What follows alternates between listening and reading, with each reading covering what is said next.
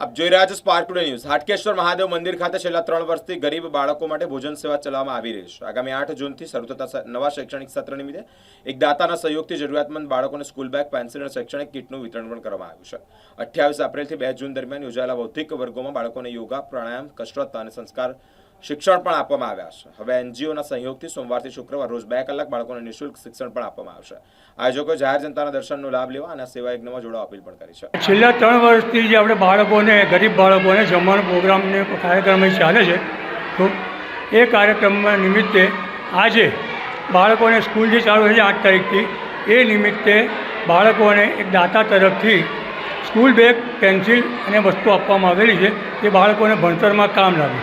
આ પ્રમાણે અવારનવાર અમે બાળકોને ચોપડાથી માંડી, દફતરથી માંડી બધાની અમે વ્યવસ્થા કરીએ છીએ, બાળકોને આપીએ છીએ। એ સિવાય એ બાળકોના બૌદ્ધિક વર્ગ ચાલે છે।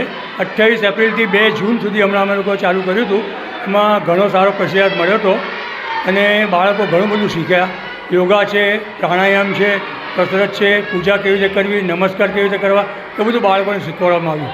અને હવે રોજ સોમવારથી શુક્રવાર સુધી 2 કલાક એનજીઓ તરફથી બાળકોને શિક્ષણ આપવામાં આવશે। એ 5 દિવસ અઠવાડિયામાં ચાલુ રહેશે, મહિનાથી ચાલુ। આ કન્ટિન્યુ પ્રોગ્રામ રાખવાનો છે। જાહેર જનતાને વિનંતી કે તેઓ પણ આવે, હાટકેશ્વર મહાદેવના દર્શન કરે, એમના આશીર્વાદ પ્રાપ્ત કરે અને બાળકોને આશીર્વાદ આપે એવી મારી સૌને પ્રાર્થના છે। જય હાટકેશ્વર।